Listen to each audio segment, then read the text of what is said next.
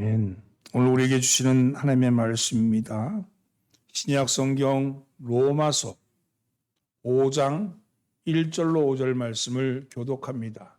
제가 한 절 읽고 여러분이 한 절 읽습니다. 그러므로 우리가 믿음으로 의롭다 하심을 받았으니 우리 주 예수 그리스도 말미암아 하나님과 화평을 누리자.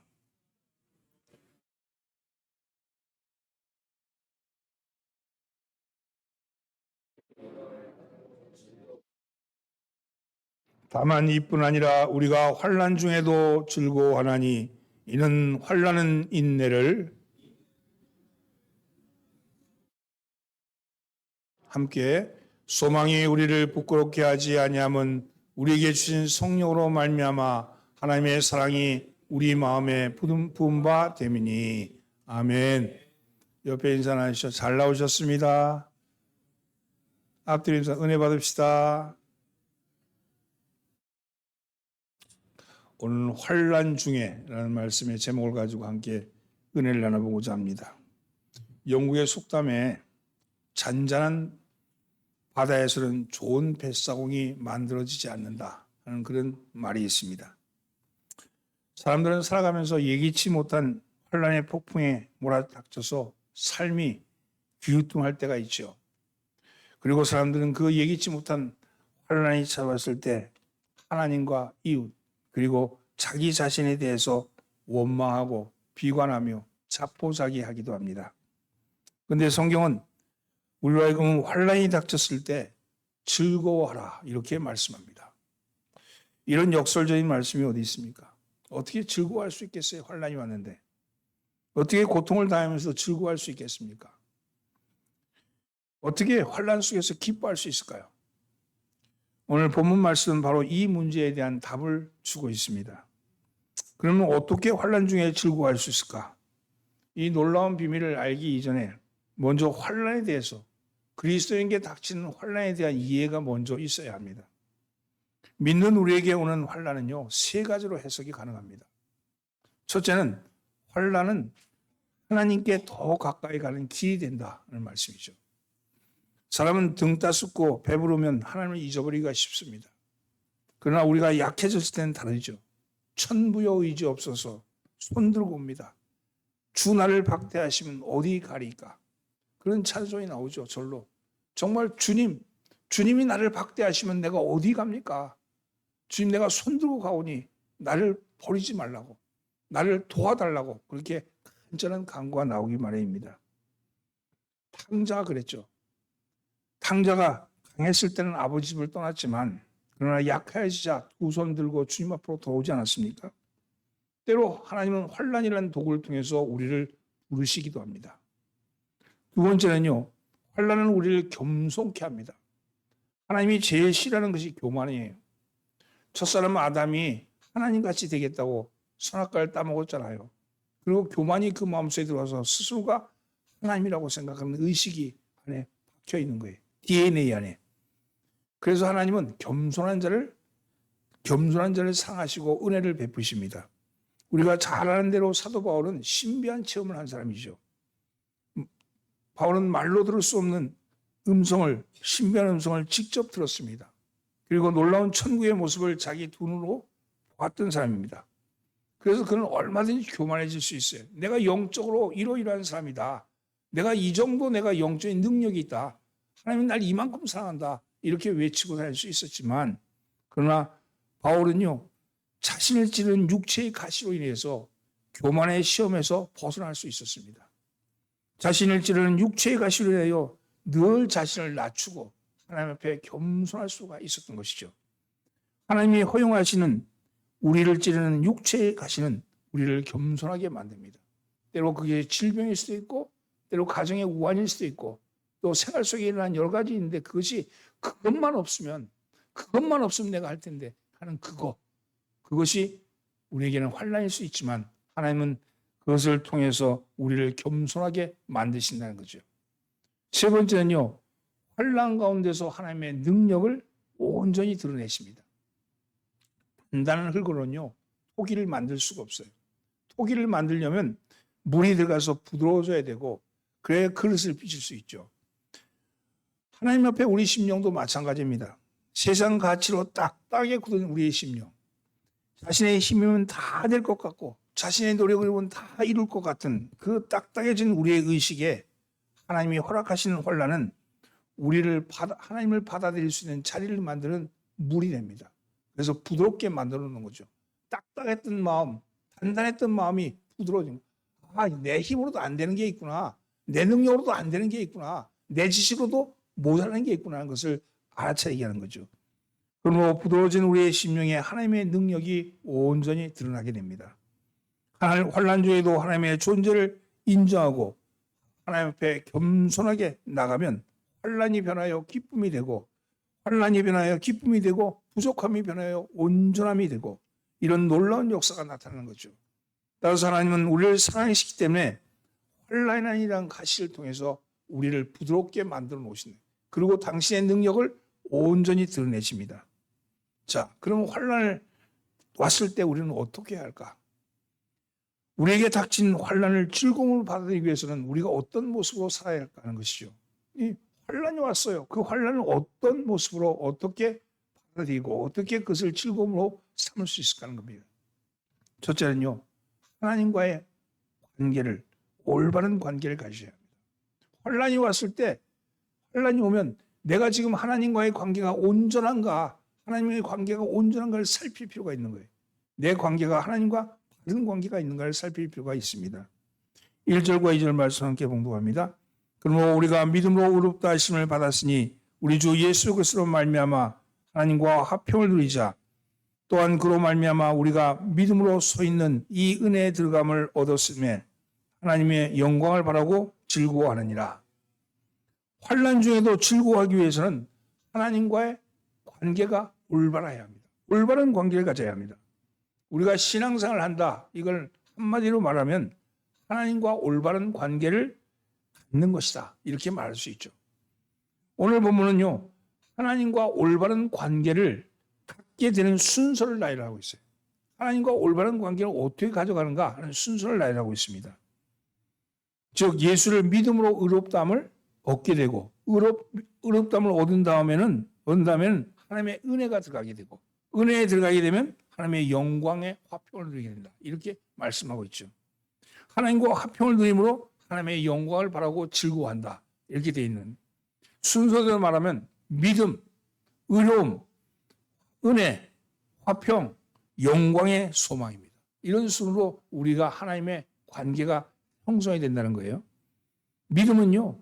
하나님과의 올바른 관계로 들어가는 문입니다. 근데 잘 생각해 보세요. 지난 시간에 믿음은 뭐냐? 믿어지는 거라고 그랬어요. 내 주체적인 의식으로 믿는 게 아니고 믿어지는 거라고 그랬어요. 따라서 믿음을 갖는다는 것은 믿어지게 하는 은혜가 오는 거예요. 믿어지게 하는 은혜가. 그 믿어지게 하는 은혜가 오면 어떻게 되느냐면 이때까지 가져왔던 세상에서 추구했던 가치관, 즉 돈이면 다 된다. 돈이 생명이다 하는 이 가치관, 이 물질적인 가치관이 이게 바뀌어서 오직 믿음만이 길이다. 오직 하나님이 우리의 전부다 하는 하나님 중심의 가치관으로 바뀌어진다는 거예요. 믿음을 갖게 믿어지게 되면 가치관의 변화가 일어나는데 그 가치관의 변화를 회개라 그러는 거예요. 회개. 가치관의 변화가 온 거죠. 가치관의 변화가 오면 어떤 삶의 모습이 되느냐면 예수 그리스도가 내 죄를 모두 해결했다 하는 것이 복음이 되는 거예요. 즉 예수 그리스도께서 내 죄를 모두 해결했기 때문에 나를 괴롭혀왔던 그동안의 저주들, 죄의 문제가 해결된다는 겁니다. 그래서 죄의 빚쟁이가 어떤 거예요? 저주와 절망, 낙담과 탄식, 슬픔과 고통, 부정적인 생각 이런 것들이 우리를 지배하고 있는데 이 지배했던 물질적인 가치관에서는 그럴 수밖에 없어요. 왜냐하면 더 많이 갖지 못하고 더 높이 올라가지 못하면 결국 탄식하고 절망하잖아요. 이런 것들이 지배했던 것들이 사라지게 되고 우리 안에서 더 이상 그런 것들이 우리를 지배하지 않게 된다는 거죠. 그래서 그리스도가 내 죄값을 다 해결했다는 것을 믿는 순간 더 이상 죄인이 아니라는 사실. 나는 죄인이 아니고 의인이라는 거예요. 의롭게 되었다고 말합니다. 의롭게 되었다고 말하는 것은 이렇게 된 것은 전적으로 하나님의 은혜의 선물이라는 거죠. 이 은혜의 선물로 인해서 하나님과 우리 사이에 화평을 이루는 거예요. 하나님과 화평을 이룬다는 것은 하나님과의 관계가 온전해진다는 거죠. 화평이라는 말은 히브리어로 샬롬, 그리고 헬라어로는요 에이레네입니다. 이것은 전쟁이 없는 상태를 의미하는데 보상과 그리고 회복의 의미도 여기 담겨져 있습니다. 즉 빚진 상태를 청산한 것, 이것이죠. 청산한 것. 그리고 긴장 관계가 풀어진 것을 의미합니다. 여러분, 빚진 것이 있다는 게, 죄의 빚이라는 게 죽음 아니에요. 죽은 권세가 날마다 우리를 이렇게 오는 거예요. 우리를 우울하게 만들고, 우리를 부정적으로 만들고, 우리를 안 된다고 자꾸 얘기하고, 이런 것들이 다 죄의 그림자들이죠. 긴장 관계를 만드는 거예요. 언제 나에게 질병이 찾아올지, 언제 나에게 죽음이 찾아올지, 이것에 대해서 늘 긴장하고 사는 거죠. 근데 이것이 풀어진 상태, 그동안 하나님의 진노 아래 놓여있던 상태에서 그리스도로 말미암아 진노의 문제가 해결되는 상태로 바뀌어진다는 겁니다. 따라서 하나님과 화평을 누리는 사람은 더 이상 화평을 누리게 되면 더 이상 이웃과의 화평도 이루어지게 되고 자신과의 화평도 이루어지게 된다는 겁니다. 물질과의 화평도 하나님과의 화평이 먼저 이루어져야지 물질과의 화평도 나타나는 거예요. 여러분, 이런 거예요. 내가 평안하다는 것은요, 내가 돈이 많아서 평안한 게 아니고 내 영혼이 평안해야 되는 거예요. 돈은 없더라도, 돈이 한 푼도 없더라도 내 속에서 평안이 있으면 그게 평안이죠. 수십억을 가져도 내 마음에 불안이 있으면 평안이 없잖아요. 돈이 평안을 주는 게 아니라 하나님이 그 영혼에 평안을 주는 겁니다. 그 마음에 평안을 주시는 하나님이 평안을 줄 때 하나님과의 관계가 회복됐다고 얘기할 수 있는 겁니다. 하나님과의 관계가 회복되면 어떻게 되느냐? 하나님 앞에 당당하게 나갈 수 있다는 거예요. 하나님 앞에 당당하게 나가는 거예요. 그전엔 죄인이었기 때문에 나갈 수 없었던 우리가 하나님 앞에 당당하게 나간다는 겁니다. 바울은 에베소 3장 10절에서 그 말씀하는 거예요. 우리가 그 안에서 그를 믿음으로 말미암아 담대함과 하나님께 당당히 나아감을 얻느니라. 이러면 우리가 그 앞에서 그를 믿음으로 말미암아 담대함을 얻어요. 담대함. 그리고 하나님 앞에 당당히 나아감을 얻느니라. 담대함이란 건 세상에 대해서 담대함이죠. 하나님께 대해서는 당당함을 얻는 거죠. 여러분, 우리가 하나님과 화평을 드리는 표시는 우리가 하나님과 온전한 관계를 갖게 되었다는 겁니다. 그리고 그 온전한 관계를 갖게 된 그것에 대한 특권이 뭐냐? 바로 예배입니다. 하나님께 예배를 드릴 수 있는 거예요. 예배는 하나님 편으로 나가는 거잖아요. 하나님 앞에 당당히 나가는 거예요. 여러분, 우리가 올바른 예배를 드리고 하나님의 관계가 온전히 바른 관계가 지속된다는 겁니다. 올바른 예배를 드리고 하나님과 지속적인 화평을 누리시길 바랍니다. 날마다 예배하는 거예요. 하나님 앞에 예배 드리는 삶이에요. 여러분, 마음을 다하여 뜻을 다하여 하나님께 예배하십시오. 하나님과 당당함을 가지고 예배하시면 그러면 하나님의 기도를 듣고 하나님의 말씀을 새길 수 있는 거죠. 깨달을 수 있는 거죠. 날마다 묵상의 말씀을 통해서 하나님과 만나십시오. 하나님 앞에 묵상을 통하여 날마다 예배할 때 우리는 하나님의 은혜 안에 들어가게 되고 하나님의 은혜 안에 들어감으로 인해서 하나님의 영광을 바라는 영적인 즐거움을 얻게 되는 거죠. 여기서 즐거워한다는 것은 원어적으로 보면 자랑한다는 뜻이에요. 자랑한다는. 우리의 영혼은 하나님과 동행하는 즐거움을 누리는 것이 아니라 자랑하는 거예요. 나는 하나님과 동행한다 하는 그 자랑이 돼. 이 하나님과 보이지 않는 하나님의 영광이 보이는 것과 보이지 않는 것을 만드시고 보이는 것 위에 보이지 않는 하나님의 영광을 덧입히셨는데 하나님과의 관계가 틀어짐으로 해서 하나님의 보이지 않는 영광이 떠나버린 거 아니에요? 그런데 이 관계가 회복되면 하나님의 영광이 우리에게 덧입혀진다는 거예요. 그래서 온전한 관계가 되어진다는 겁니다. 온전한 관계가 되어진다는 것은 무엇을 의미합니까? 여러분, 하나님의 영광이 임할 때 아내는 아내의 자리, 남편은 남편의 자리, 그리고 자식은 자식의 자리로 바로 쓰게 된다는 거예요. 그렇게 했지만 그게 쓴 것이 아니라 어그러진 관계였잖아요. 그런 관계가 다시 회복되는 역사가 나타나야 되는 겁니다. 저주의 자리에서 축복의 자리로, 죄의 종의 자리에서 의로운 자녀의 자리로 바뀌게 되고 거짓에 눌려서 신음하고 괴로웠던 자리에서 진실로 인해서 자랑하는 자리가 되어서 하나님께 영광을 돌리는 그런 모습으로 변화된다는 거죠. 여러분, 예수 믿에 따라서 갑자기 얼굴에 광채가 나거나 그런 일은 없어요. 그런 일이 일어나지 않아요. 그러나 그 영은 이미 살아있는 영으로 변화된 겁니다. 여러분 달걀을 보세요. 유정란, 무정란, 겉보서 똑같잖아요. 하나는 죽은 것, 하나는 산 거예요. 그러나 겉으로 볼 때는 똑같아요. 언제 압니까? 품어보면 알죠. 품어보면. 여러분 하나님이 우리를 변화시켰다는 것은 우리의 가치관, 우리의 사고가 바뀌었다는 거예요. 어떻게? 죽음에서 생명으로 옮겨졌다는 겁니다. 이 죽음에서 생명으로 옮겨졌다는 것은 겉으로 볼 때는 보이는 것 같지 않지만 그것은 본질적으로 완전히 변화된 것을 의미합니다. 사랑하는 성도는 하나님과 올바른 관계를 가지십시오. 매일매일 말씀을 묵상함을 통해서 하나님의 음성을 들으십시오. 그리고 음성을 들으시면서 어떻게 살아야 되는가에 대한 깨달음을 얻는 여러분 되기를 예수님으로 축원합니다. 두 번째는요. 소망의 끈을 놓치지 말아요. 소망의 끈을 놓지 맙시다. 3절 4절 함께 봉독합니다. 다만 이뿐 아니라 우리가 환난 중에도 즐거워하나니 이는 환난은 인내를, 인내는 연단을, 연단은 소망을 이루는 줄을 알미로다. 하나님이 그리스도인들에게 너 예수 믿으면 환난을 없애주겠다 이렇게 말씀 안 하셨어요. 이런 말씀 안 하셨어요. 하나님이 허락하시는 환난에는 분명히 뜻이 있다는 거예요. 하나님이 허락하시는 환난에는 분명히 뜻이 있다는 겁니다. 미국에서 실제로 있었던 일이에요. 이 이야기는 생물학적인 중요한 화제가 되었답니다. 어느 목장에서 양을 길렀는데 많이 길렀대요. 그런데 그 목장 근처에는 숲이 있었는데 그 숲에서 늑대와 여우가 가까이 내려와 가지고 양을 해친다는 거예요. 그래서 이 목장의 주인이 도무지 볼 수가 없어서 유명한 포수들을 모집해 가지고 그 근처에 있는 그 늑대와 여우를 소탕해 버렸대요. 그래서 맹수들 다 없애버린 거예요. 그래서 양들의 피해는 줄어들었고 양의 번식은 굉장히 늘어났다고 합니다. 그래서 만족한 결과가 나타난 거죠. 그런데 얼마 후 겨울이 왔는데 그렇게 춥지도 않았는데 양이 많이 얼어 죽는 일이 생겼대요.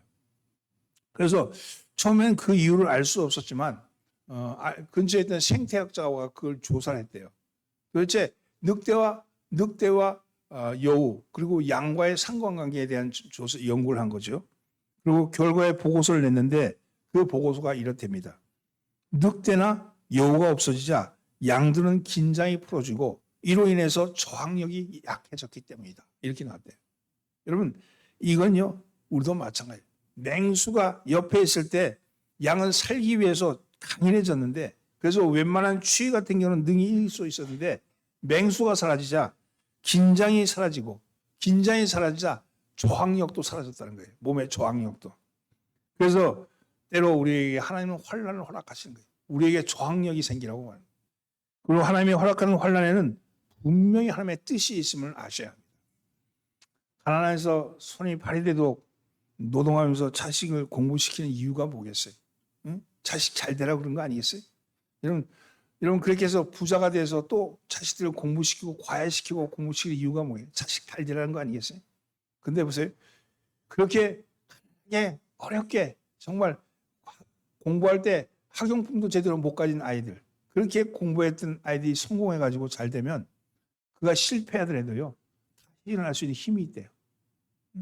그런데 그래서 해주는 거 다 해주고 다 해봤고 그리고 정말 잘 그렇게 부모로부터 좋은 대접 받아서 잘 큰 아이들은요.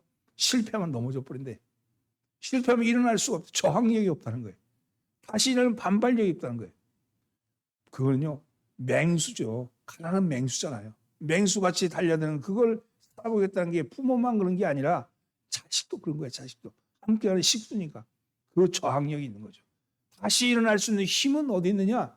어렸을 때 어렵고 힘든 일을 당한 사람들, 고난을 당한 사람들은요. 다시 일어날 수 있습니다. 그러나 편안한 삶을 살았던 사람은 다시 일어나기가 쉽지가 않다는 거예요. 오늘 여러분 우리에게 환난이 때로는요. 약이 되기도 합니다. 하나님은 우리에게 환난을 주심으로 우리에게 인내심을 키우게 하시고 이 연단을 통해서 하나님이 들어쓰시는 소망을 주시기 위함입니다. 여러분 목표점에 눈을 떼지 않는 사람, 소망의 길을 놓치지 않는 사람은 결코 길을 잃어버리지 않습니다. 여러분 어려움을 당하더라도 소망을 놓치지 마시고 하나님이 틀림없이 나를 이 환난 중에 쓰시는 이유가 있다. 하나님이 이 환난을 주신 이유가 있다. 이 환난을 통과하면 내가 어떻게 될 것이다 하는 그 믿음을 갖기를 예수님은 축원합니다. 여러분은 거룩한 사람들이죠. 거룩한 사람에게 맞는 품성을 지니십시오. 하나님은 때로는 환난을 통해서 우리를 품성을 만들어 가십니다. 하나님의 거룩한 품성을 만들어 가신 거죠. 요한일서 3장 3절 주를 향하여 이 소망을 가진 자마다 그의 깨끗하심 같이 자기를 깨끗하게 하느니라.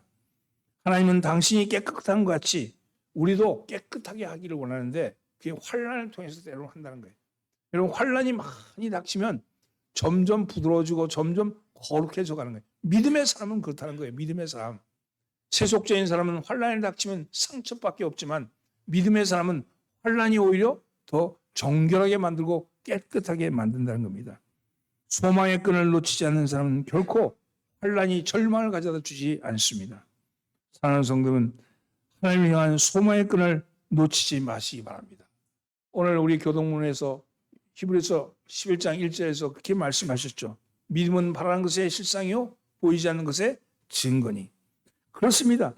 당장 눈앞에 보이지 않아요. 바라는 것이 당장 이루어지지 않아요. 그런다고 절망하거나 실망하지 마십시오. 오히려 이해 못한 환난을 당할 때 환난을 당하면서 담대하게 고백하십시오. 여러분 환난이 왔을 때 그 환난이 오히려 나에게 유익이다 고백하십시오. 욥은 그렇게 고백했지 않습니까? 나의 가는 길을 오직 그가 아시나니 그가 나를 단련하신 후에는 내가 정금같이 나오리라. 여러분 어떤 어려움을 당할 때 나의 가는 길을 오직 그분만이 아시나니 나의 가는 길을 오직 주님만이 아시오니 그가 나를 단련시킨 후에는 내가 정금같이 나가겠습니다. 이 연단, 이 어려움, 이 힘든 것 내가 이기겠습니다. 그러면 하나님 나를 정금처럼 만들 수 있습니다. 이 믿음이 있어야죠. 이 믿음을 가지시길 바랍니다. 소망입니다. 흔들지 않는 소망을 가진 사람, 그 사람은 환난을 즐거워할 수 있습니다. 여러분 이 어려움, 힘든 일이 닥쳤다고 해서 넘어지지 마시고 오직 주님께 소망을 두시는 여러분 되기를 예수님으로 축원합니다. 세 번째는요. 성령의 기름 부음을 사모하십시오. 따라서 성령의 기름 부음을 사모합니다. 5절 말씀 함께 묵도합니다. 소망이 부끄럽게 아니함은 우리에게 주신 성령으로 말미암아 하나님의 사랑이 우리 마음에 부은 바 됨이니. 진실로 환난을 닥쳤을 때 우리는 하나님을 향한 소망의 끈을 단단히 붙드셔야 합니다. 그런데 우리가 아직 육에 속해 있는지라 이 소망이 강해 보일 때도 있고 약해 보일 때도 있습니다. 분명해 보일 때도 있고 희미하게 보일 때도 있습니다. 신앙의 기복이 하도 심해서 변덕이 죽극돼서 때로는 지옥 뒷문까지 갈 때도 있고 어떨 땐 천국 문 앞까지 갈 때도 있죠. 그러나 분명한 것은요. 그래도 하나님은 우리를 사랑하신다. 여러분 우리가 어떤 형편 어떤 처지에 놓인다 할지라도 이 사실만은 기억하십시오. 하나님은 우리를 사랑하신다. 하나님은 우리를 버리지 아니하신다. 환난 가운데 넘어뜨리지 아니하신다. 하나님은 우리를 사랑하신다. 이 말 한 마디, 이것 하나를 붙들고 있기를 바랍니다. 여러분 야고보서 11장 7절에 보면 하나님이 변함없으신 하나님인 것을 드러냅니다. 각양 좋은 은사와 온전한 선물이 다 위로부터 빛들의 아버지께로서 내려오나니 그는 변함도 없으시고 회전하는 그림자도 없으시니라. 각종 좋은 은사와 좋은 선물이 다 위로부터 아버지께로부터 내려오나니 그는 변함도 없으시고 회전하는 그림자도 없으니라. 여러분 이 말씀이 무슨 말씀입니까? 우리는요 그림자가 있는 사람들이에요. 그래서 때로는 밝은 면만 보기도 하지만 때로는 우리의 그림자가 우리보다 더 커 보일 때도 있습니다. 그러나 그래서 하나님은 근데 회전하시는데 그림자가 없으시다 그러잖아요. 그분은 우린 영원하신 분이고 그분은 영원히 밝은 분이라. 그분은 어둠이 없는 분이라는 거예요. 그분은 절대 긍정의 분이라는 거예요. 그분은 좋았더라 그러신 분이에요. 이 만물을 지으시고 좋았더라 그러신 분이에요. 인간이 거기에 대해서 좋다 나쁘다 말하는 거지 희다 밝다 말하는 것이 검다 희다 말하는 것이 하나님은 다 좋았더라. 절대 긍정의 하나님이란 거예요. 그래서 인간에게는 선악이 있죠. 선과 악이 있지만 하나님은 선악이 없어요. 하나님은 절대선이에요. 절대선. 인간은 상대 선악이죠. 상대선. 하나님은 악이 없으신 분이라고 그랬어요. 인간이 볼 때는 저거 악한 건데, 근데 하나님이 들어쓰셔. 하나님 들어쓰셔서 합력할 손을 이루게 하신다는 거예요. 악한 거, 그건 상대적인 악이란 거예요. 너에게는 악이지만 나에게는 선일 수가 있잖아요. 똑같은 걸 보고도 악하고 선하고 나눠지기도 하잖아요. 그러니까 정치라는 게 둘로 나눠서 싸우는 거지. 선악으로. 근데 하나님은 그게 없다는 거예요. 여러분, 절대선이신 그 하나님이 오늘 우리와 함께 계시는데 그분이 우리를 향해서 그분을 향한 소망의 끈을 놓치지 말라고 말씀합니다. 우리가 그 소망의 끈을 놓치지 않는 가장 큰 방법은요. 성령님이 우리에게 소망을 부어주신다는 거예요. 소망을 부어주신 거예요. 다스리고 다스리시는 분, 그분은 성령님이시고 사랑으로 부으시는 분도 성령이십니다. 그러므로 우리가 어떠한 상황에도 소망을 놓치지 않을 수 있고 우리가 품고 있는 소망에 대해서 부끄럽지 아니할 수 있습니다. 어떠한 일도 그저 생기는 것이 없고 하나님의 뜻이 있는 거예요. 어느 바닷가에 고기를 잡고 있는 어부가 있어요. 해안가에서 있는데 그 해안가에 어부가 툴툴대는 거예요. 여기는 너무 해초가 많아가지고 고기가 잘 안 잡힌다. 그물이 잘 안 들어간다고. 그러면서 툴툴대고 있으니까 옆에 있던 나이 많은 어부가 하는 얘기가 여보게 해초가 없으면 새우도 없지. 응? 새우가 없으면 고기도 있을 수 없지. 해초가 있으니까 새우가 있는 거야. 이렇게 얘기를 했다는 거예요. 여러분 그렇습니다. 해초가 없으면 플랑크톤이 없고요. 플랑크톤이 없으면 새우가 없어요. 새우가 없으면 고기가 뭐하러 갑니까? 여러분 해초는요. 우리가 볼 때는 불편스러운 거고 해초만 없으면 잘 될 것 같고 해초만 없으면 다 이루어질 것 같지만 그것이 있음으로 인해서 더 나은 이익을 가져온다는 것이죠. 정말 우리 생활 속에도 해초와 같은 장애물이 질비합니다. 우리는 눈으로 쳐다볼 때는 저것도 문제고 저것도 문제고 요것도 문제고 요것도 문제야 이렇게 얘기하잖아요. 그 문제가요. 그 문제가 문제가 아니라는 거예요. 그것 때문에 내 삶이 더 풍요로워지고 풍성해질 수 있다는 겁니다. 하나님의 절대선의 관점에서 보면 그렇다는 말씀이죠. 그러니 우리에게 보이는 그 해초가 도리어 우리에게는 축복을 가져오는 길이 될 수 있다는 말씀입니다. 고린도후서 4장 17절 18절에 그렇게 말씀합니다. 우리의 잠시 받는 환난에 경한 것이 지극히 크고 영원한 영광에 중한 것을 우리에게 이루게 함이니 우리에게 돌아보는 것은 보이는 것이 아니요 보이지 않는 것이니 보이는 것은 잠깐이요 보이지 않는 것은 영원합니다.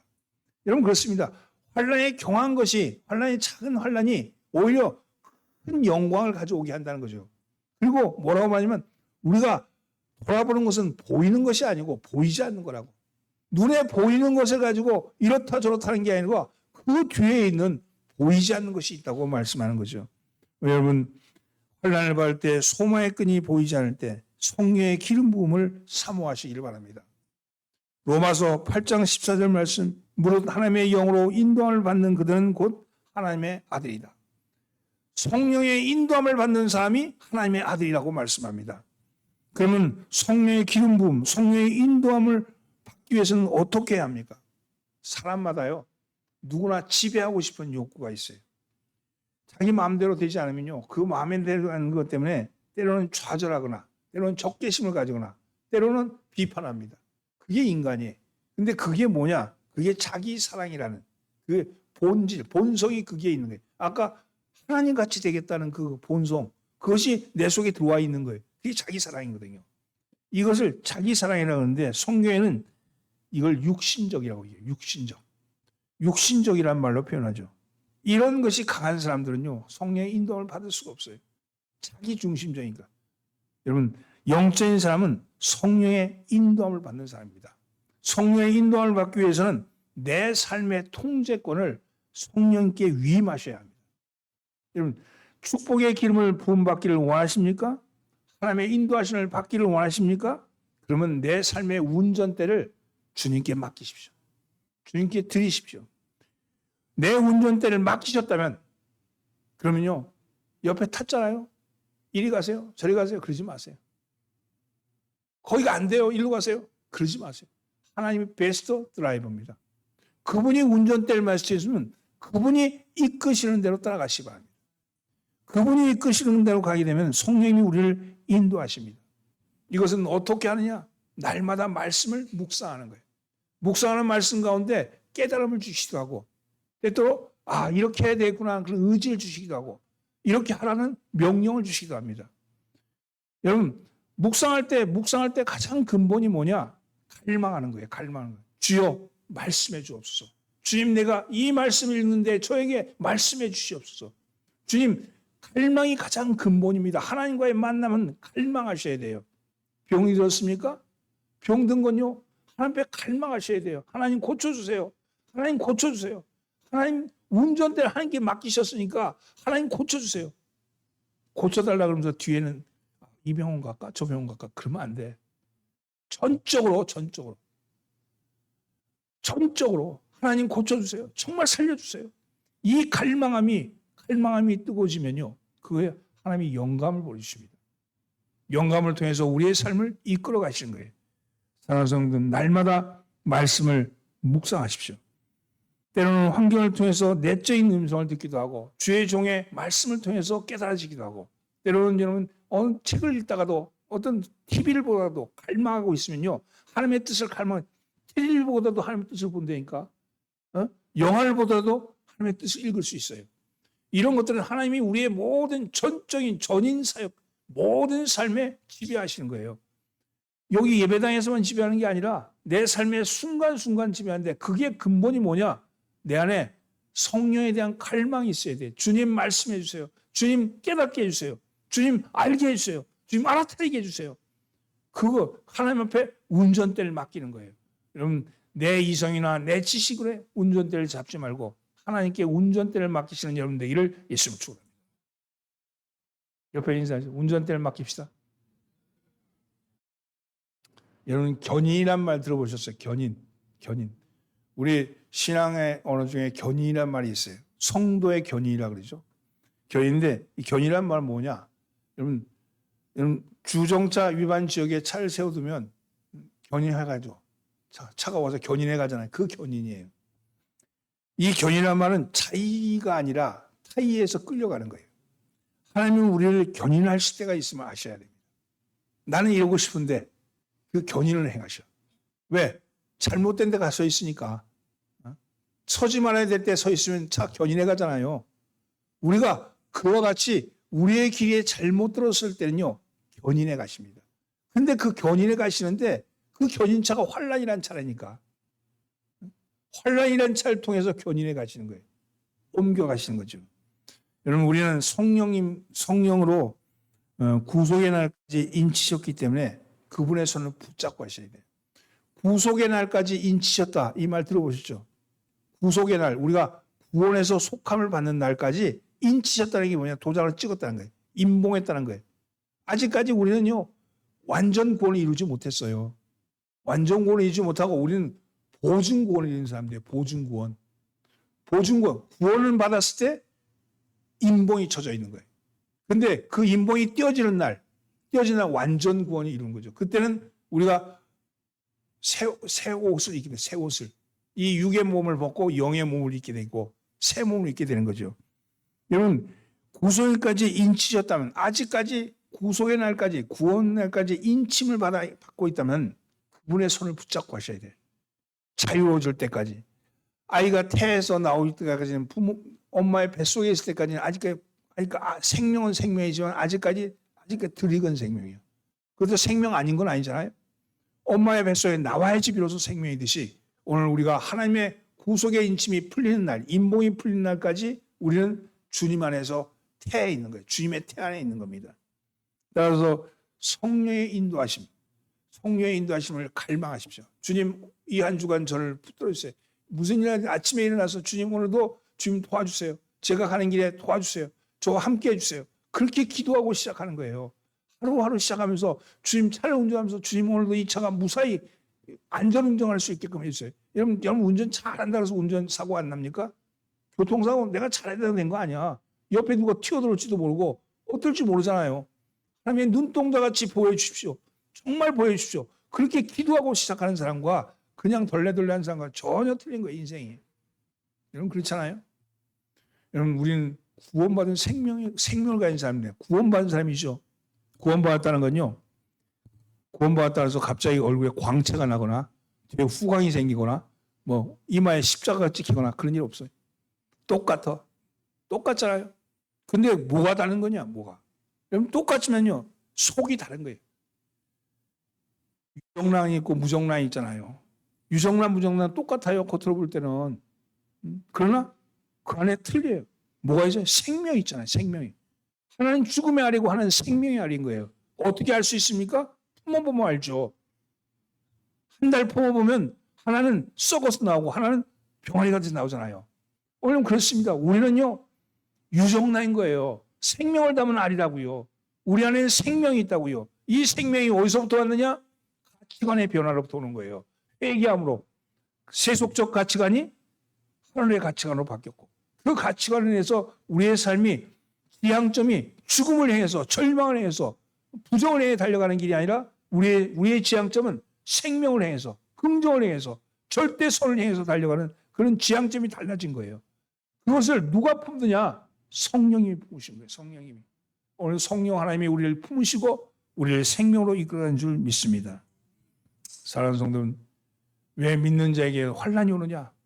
근데 환난이 왔어요. 근데 세상 사람은 환난이 올 때 쩔쩔매고 어찌할 바 모르고 절망하고 낭심하고 그래서 자기 삶을 포기하기도 합니다. 그러나 우리에게 환난이 왔다. 그럼 즐거워하라 그랬잖아요. 왜? 하나님이 우리와 함께 하십니다. 우리를 만지십니다. 우리를 바꾸십니다. 때로는 우리를 견인하시기도 하고 때로는 그를 통해서 연단하시기도 하고 때로는 우리를 더 각성시키기도 하고 때로는 우리의 인내력을 발휘하기도 하고 환난은 오히려 우리에게 새로운 것을 보여요. 환난 때문에 예수 믿는 사람 얼마나 많습니까? 어려움이 왔기 때문에 내가 예수 믿었어요. 힘든 일이 생기니까 내가 주님을 찾은 거예요. 내가 잘나고 잘 풀렸으면 하나님 모르고 내 힘으로 살지, 돈으로 살지, 내 명예로 살지. 그랬던 사람들이 주님을 찾아온 이유는 환난이 왔기 때문에 하나님이 믿어지게 되고 믿어짐으로 인해서 내 안에서 가치관이 바뀌게 된 거죠. 사랑하는 성도는 환난 중에 어려움이 왔다 할지라도 여러분 절망하지 마시기 바랍니다. 환난이 왔을 때 즐거워하는 이유, 궁극적인 이유가 뭐냐? 소망이 있기 때문입니다. 소망. 이 소망은 성령이 보여주시는 희망입니다. 여러분 요셉이 환난을 당하면서도 감사하고 기뻐했던 이유가 뭡니까? 꿈이 있었기 때문에 꿈. 소망이 있었기 때문에 비전이 있었기 때문에 누가 보여주시는 비전? 하나님이 보여주시는 비전이기. 여러분 그 감옥에서도 원망하지 않았던 것은 하나님이 나를 버리지 아니하신다는 꿈이 있었기 때문 아니겠습니까? 여러분 어떻습니까? 여러분 환난 중에 있습니까? 어려움 중에 있습니까? 병상 중에 있습니까? 고통 중에 있습니까? 여러분 즐거워하십시오. 오히려 하나님과의 관계를 다시 한번 생각해보고 절대 소망을 끈을 놓치지 마시고 그리고 성령의 인도하심, 날마다 갈망을 통해서 하나님의 영감을 받아내시는 여러분 되기를 예수로 축원합니다. 기도합니다. 주님, 오늘도 주님의 말씀 안에서 새 생명 얻기를 원합니다. 오늘도 말씀 안에서 새 힘 얻기를 원합니다. 세상을 살아가면서 여러 가지 어려움을 닥치고 환난이 찾아오고 괴로움이 우리를 가로막을 때 그것을 능히 이길 수 있는 힘은 오직 소망에 있음을 기억하게 하여 주옵소서. 우리의 소망은 절대 소망입니다. 우리의 소망은 절대 선이신 하나님께 두는 소망입니다. 그 소망의 끈을 놓치지 아니하고 올바른 하나님과의 관계를 유지하게 하여 주시옵시고 성령의 기름 부음, 성령의 인도하심을 온전히 의지하게 하여 주시옵소서. 우리를 구원하신 예수님의 이름으로 기도하옵나이다. 아멘.